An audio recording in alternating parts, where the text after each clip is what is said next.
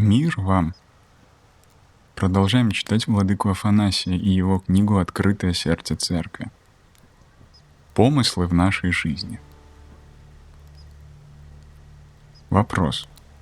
Как может человек, переживающий внутренние смятения, и в этот период очень уязвимый, не бояться плохих помыслов, особенно когда эти помыслы смешны и нет причины на них обращать внимание?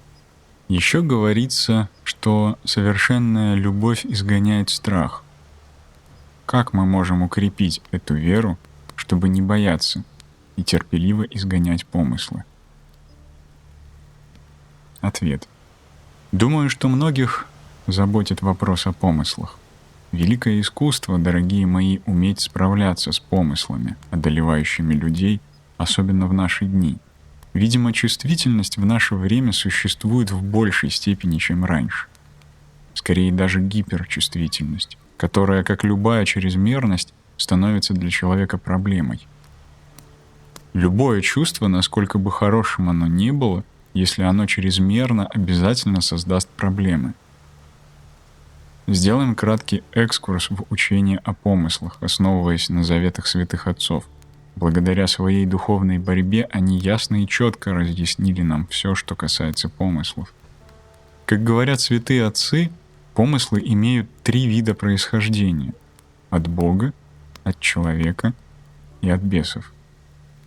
Бесовские помыслы представляют собой мост, через который в сердце человека вторгается дьявольская энергия, которая затмевает ум человека и не дает ему управлять собой, своими мыслями и суждениями. Помыслы, ополчающиеся на человека, проходят несколько стадий. Первая стадия называется прилогом. Это та стадия, когда человек принимает предложение от помысла. Помысл можно сравнить со стрелой, которая запускается либо нашим окружением, либо нами самими, либо бесами, либо Богом и попадает в наш ум. Этот прилог, то есть касание помысла нашей мысли, совершенно нейтрален и невинен.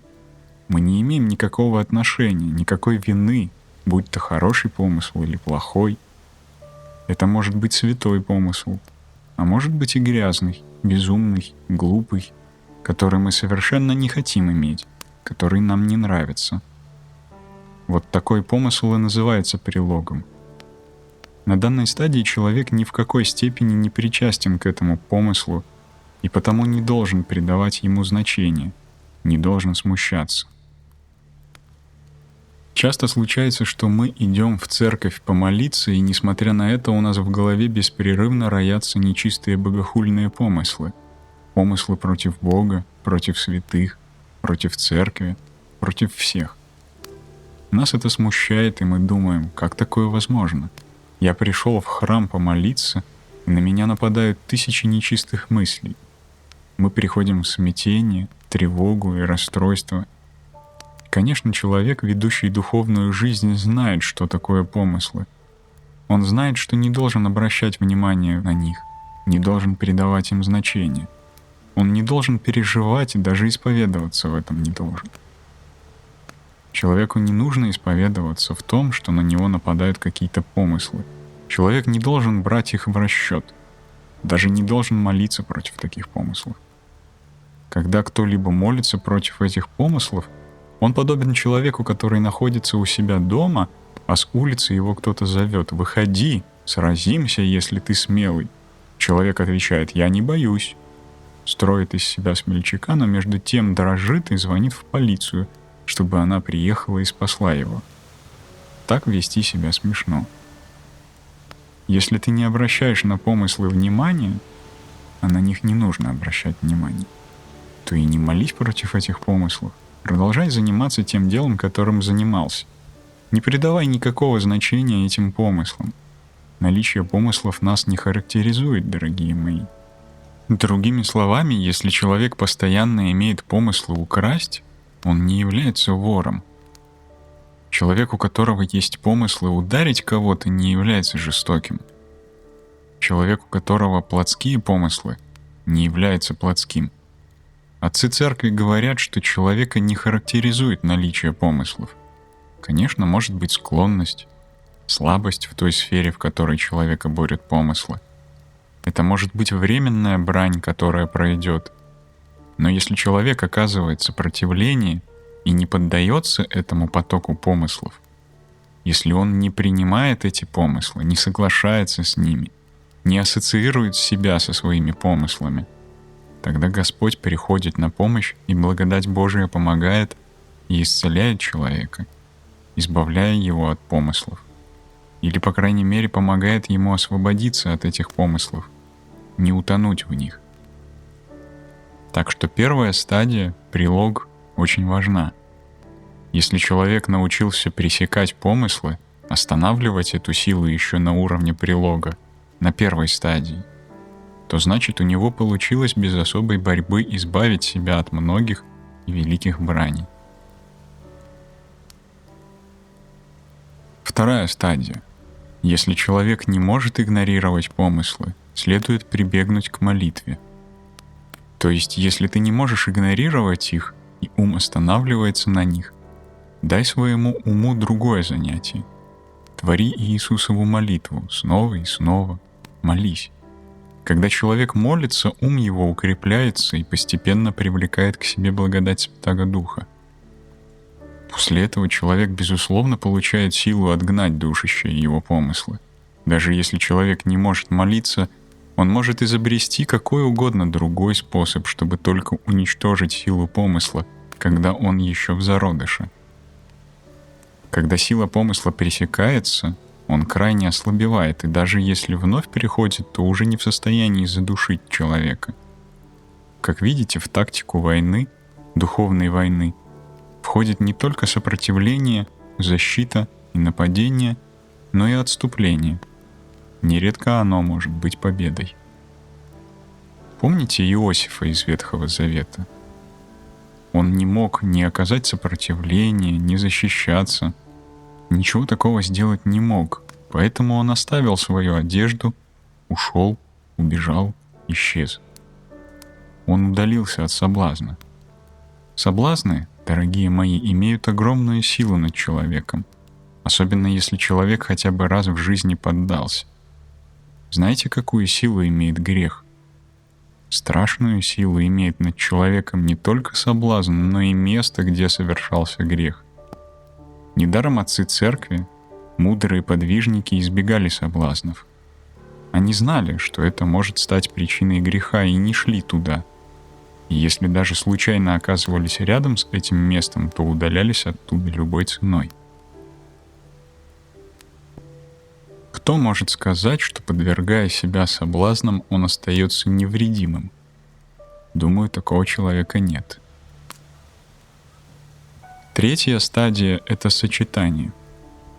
То есть помысл остается, человек начинает вступать с ним в беседу, интересоваться им, исследовать его. Святые отцы называют это сочетание с помыслом. Вот здесь возникает опасность, включается тревожная кнопка. Будьте очень внимательны, потому что помысл обладает силой. Сила его похожа на действие укола, а сам помысл можно сравнить со шприцом. Шприц какой? Тонкий. Он причиняет нам боль минимальную. Через маленькую дырочку игла входит в вену, и мы это почти не чувствуем. Ощущаем лишь самый момент укола, как маленький укус. Но через шприц в организм поступает инородное вещество, которое вызывает в нем последствия. Также и помысл. Помысл появляется очень незаметно и безболезненно, но тут же впрыскивает в нас дьявольский яд. Это изменяет наше состояние и выводит нас из себя. В нашем сердце происходит страшная борьба между умом, пока он еще жив и не пленен, и помыслом, который вошел в нас. Следующая стадия — сложение. При этом человек начинает вступать в беседу с помыслом и решает поступить по его внушению.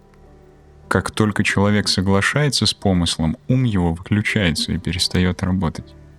Например, когда вор хочет украсть машину, он сначала выбивает стекло, потом залезает в машину, хватает водителя за горло и выкидывает его с водительского кресла, после чего сам садится за руль и направляется туда, куда хочет.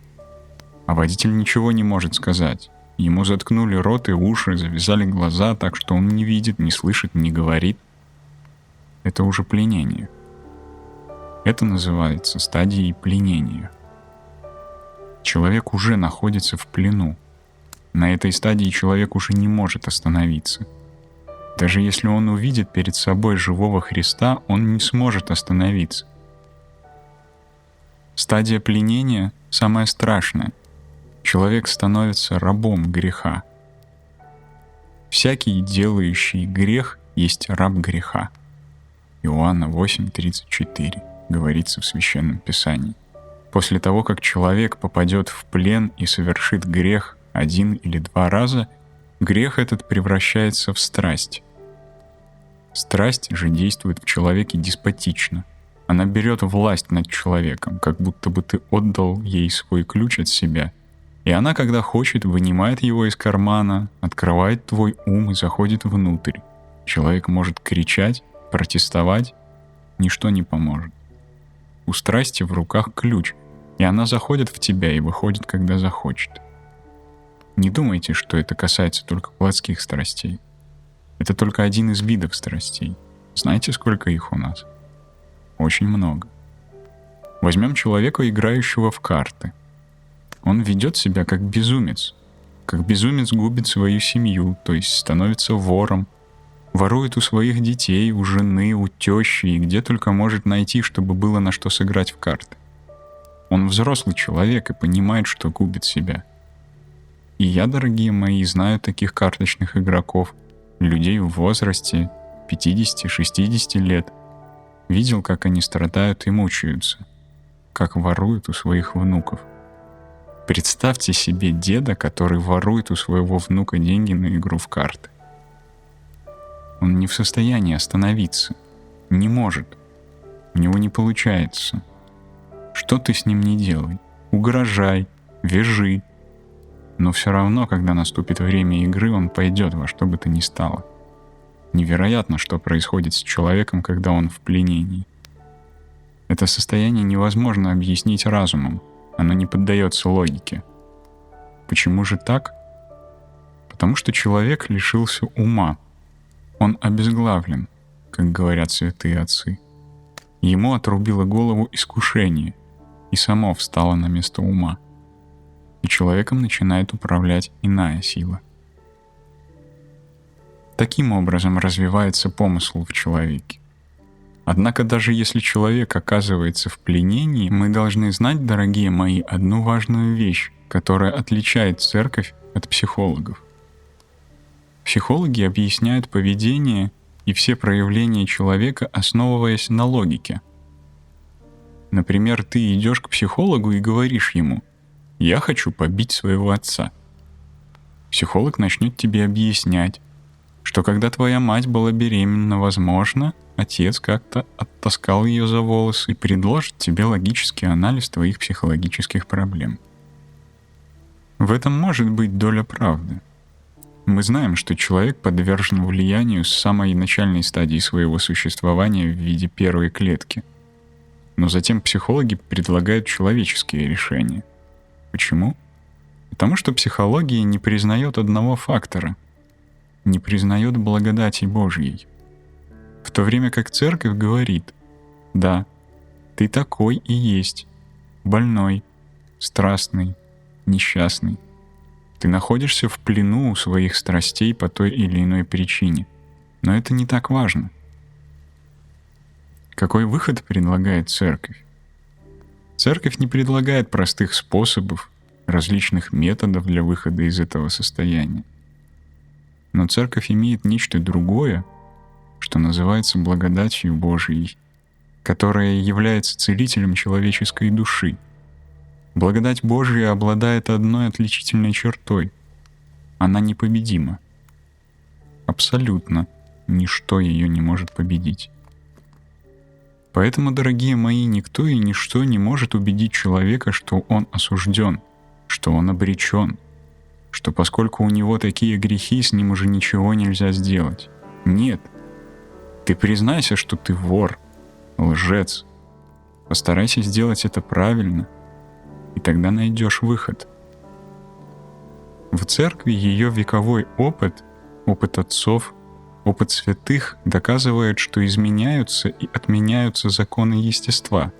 Человек живет не по естественным законам, но на основе соработничества своей свободы и воли Божьей, благодати Божьей.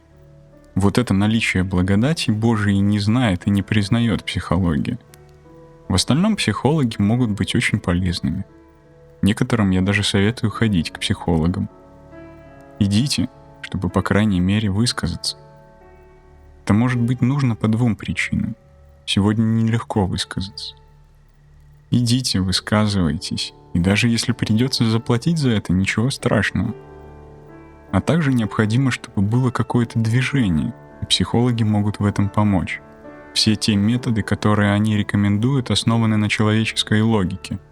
Но только Бог является тем, кто может проникнуть в глубину человеческого бытия и преобразить человека, воскресить мертвого, оживотворить его. Этому мы, дорогие мои, являемся ежедневными свидетелями. И вы, и я. Мы наблюдаем это каждый день. Где? Внутри церкви. В первую очередь в нас самих. Ведь так? Я уверен, что если бы вы знали меня до того, как я стал монахом, сюда никто не приходил бы меня слушать. Столько у меня было странностей, неприятных черт характера. Так что я вижу это по себе в первую очередь. Также я вижу это по людям, которые приходят каждый день в храм, по людям, которые считались пропавшими со всех точек зрения. С точки зрения человеческой логики они не могли измениться. Но достаточно человеку соприкоснуться с Богом, и он меняется совершенно. И то, что ему казалось ужасным даже слышать, становится для него радостным и приятным. И мнимый свет теперь ему кажется тьмой. Как так произошло? Кто это сделал? Это сделал владыка Афанасий? Я был бы рад иметь силу изменять людей, но, к сожалению, такой силы у меня нет. Она есть у Бога. Помните, что мы говорим на литургии? Ты, бо еси врач душ и телес наших. Бог — врач, и сила Бога непобедима. Бога победить невозможно, дорогие мои. Первое, о чем свидетельствует нам Церковь, что бы с тобой ни случилось, не отчаивайся, не пугайся, не думай, что ты проиграл. Ни в коем случае. Человек никогда не должен говорить, что все кончено, и что он не может справиться с ситуацией. Говоря так, человек отрицает силу Божию. Не свою собственную силу, нет. Своими собственными силами мы ничего не можем сделать. Что человек может сделать сам? Совсем немного. Каким бы сильным характером мы ни обладали, даже если в каких-то сферах сами чего-то добиваемся, мы никогда не сможем стать более чем просто нравственными людьми. Своими силами мы не сможем стать совершенными людьми, имеющими в себе спасительную благодать Божию. Так что давайте в качестве первого спасательного круга всегда иметь в виду то, что Бог непобедим. Бог никогда не оказывается в трудном положении, дорогие мои. Для Бога нет безвыходных ситуаций. Я всегда об этом говорю. Вам это очень пригодится. Возможно, вы совершите какие-то ошибки, трагические ошибки. Но для Бога безвыходных ситуаций нет. Верьте в Него. Уповайте на Него.